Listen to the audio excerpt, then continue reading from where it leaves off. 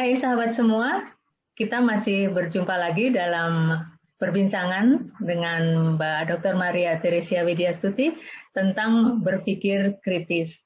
Nah, kita sampai pada sesi tanya jawab kali ini, Mbak Widya. Ya, Saya ingin bertanya lagi nih, tentang berpikir secara kritis ini ya, bagaimana implementasi dari berpikir secara kritis ini dipakai di dalam dunia pendidikan. Apakah ini lebih banyak dipakai di dunia pendidikan atau di dalam kehidupan sehari-hari? oke.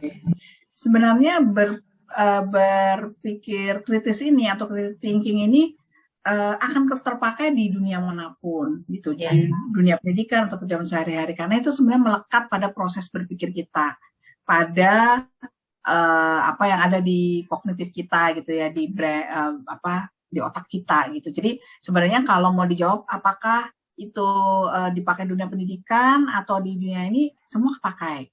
Tapi yang perlu dilihat adalah dunia pendidikan itu membantu kita mempercepat anak-anak untuk mempunyai proses berpikir kritis.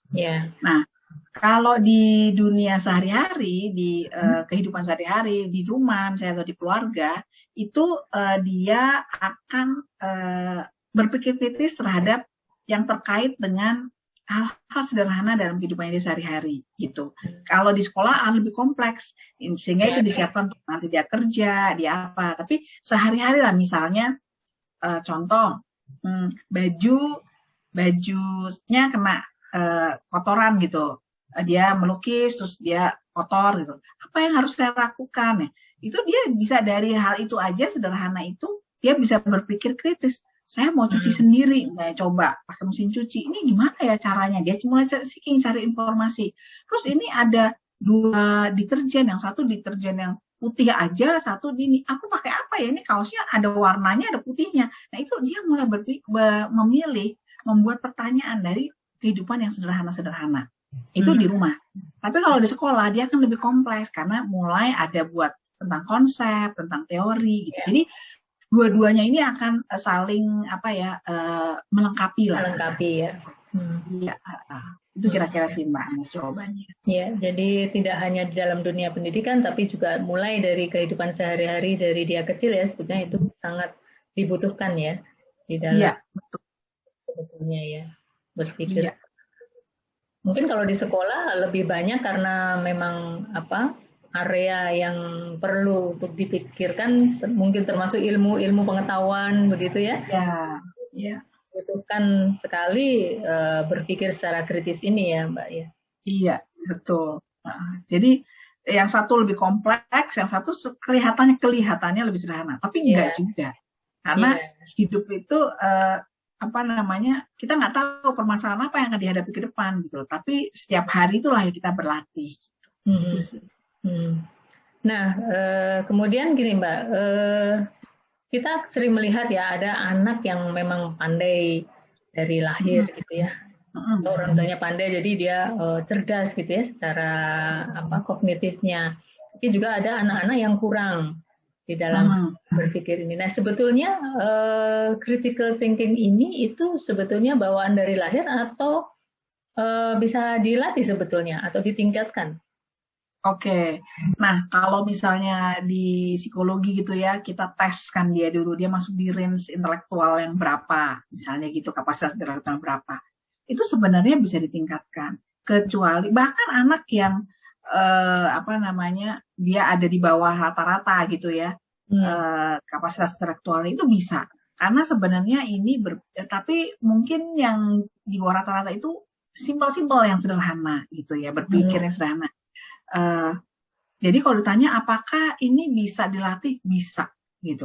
Memang yang punya talenta lebih besar, misalnya dia range kapasitas intelektualnya lebih tinggi, misalnya gitu, itu akan lebih cepat mungkin gitu dibandingkan dengan yang di middle atau yang di low gitu.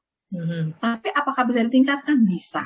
Nah, jadi ada range-nya ya, misalnya low, middle, high, misalnya gitu. Nah, mungkin dia yang agak lebih lama adalah misalnya dari middle naik yang ke high gitu, itu agak lama. Tapi sepanjang dia di middle itu dia akan cepat gitu, akan bisa dilaser cepat.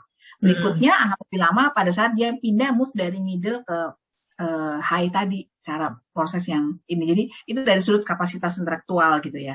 Karena orang ada apa range-nya. Nah itu. Nah jadi yang patut kita perhatikan adalah yang pertama konsep bahwa anak-anak itu bisa dididik atau tidak dengan bawaannya dia kognitif dari lahir gitu.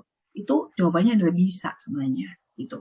Tapi metode yang dipilih yang tadi itu ya harus seperti apa gitu. Terus kemudian kondisinya anak itu sendiri itu seperti apa. Jadi misalnya gini, ada anak yang apa namanya dia disleksia gitu, disleksia.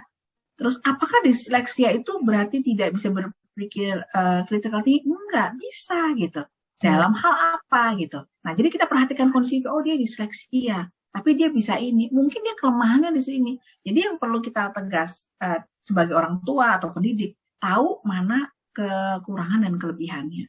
Jangan apa ya, kalau bahasa Jawa gebiah uyah, semua anak dianggap sama. Nah, nggak bisa. Karena setiap anak itu adalah unik. Setiap anak punya bawaannya masing-masing, setiap anak ada unik. Tapi kalau tadi kan pertanyaannya, apakah bisa dilatih atau bawaan dari lahir? Bisa dilatih. Dengan bawaan lahir kondisi apapun. Cuma tadi metodenya mau gimana? Dibeda-bedakan sesuai dengan apa yang dibawa dari lahir. Gitu sih, Mas. Mungkin yang perlu ditekankan adalah bagaimana memaksimalkan potensi yang sudah ada di dalam dirinya itu ya. Bagaimana kita melatih sehingga potensi yang dia tampilkan atau cara berpikir yang dia lakukan itu bisa semakin maksimal ya atau. Betul. Ya. Jadi misalnya anak perlu tahu dia kapasitasnya semana. Jadi anak perlu tahu aku ada di range mana, basicnya. Aku mau kemana, aku mau ditingkatkan kemana, itu anak perlu tahu. Kan selama ini kesannya gini, anak tuh seperti subjek.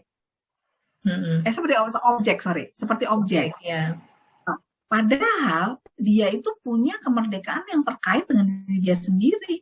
Dia berhak, dia punya hak untuk maju gitu. Bukan sebagai objek saja. Nah, kita melatih anak kita bahwa dia itu bukan objek. Dia sebagai individu, sebagai subjek gitu. Nah, itu yang perlu kita latih. Kalau saya di dunia kerja tuh saya akan tanya gini, coba sebutkan 5 kekuatan dan kelemahan kamu. Terus ada jawaban yang selalu begini, ini banyak. Tapi sekarang agak kurang ya di era-era yang sekarang. Ibu yang tahu kekuatan kelemahan saya kan orang lain. Loh, kok orang lain? Kan orang lain yang bisa menilai. Menurut saya tidak gitu. Dia sendiri, kalau dia tidak bisa menilai kekuatan kelemahannya dia, bagaimana dia bisa maju? Tahu startnya dari mana? Nggak bisa gitu. Nah, di situ kita perlu mengeduket dia. Jadi kadang-kadang waktu sambil interview sambil apa, kita mengeduket hal-hal seperti itu. Nah, itu. Tapi anak-anak sekarang enggak sih. Anak-anak yang, sekarang saya udah mulai interview gitu, anak-anak yang lahir tahun 2000, itu udah ada yang mulai kerja ya. Tahun 1998, apa itu udah mulai kerja ya anak-anak yang Z generation gitu. Mereka mungkin sebagai freelance, sebagai apa gitu ya, udah ini mereka enggak. Kalau ditanyain apa kelebihan kamu, saya bisa ini. Paling enggak mereka bisa 3 jawab, tahu kelebihan kekurangannya apa. Itu buat saya kemajuan sebuah pendidikan, pendidikan yang terkait dengan individu ya, pribadi gitu. Kira-kira. Itu sih, Manas. Oke, jadi memang bisa dilatih ya akhirnya kesimpulannya. Bisa.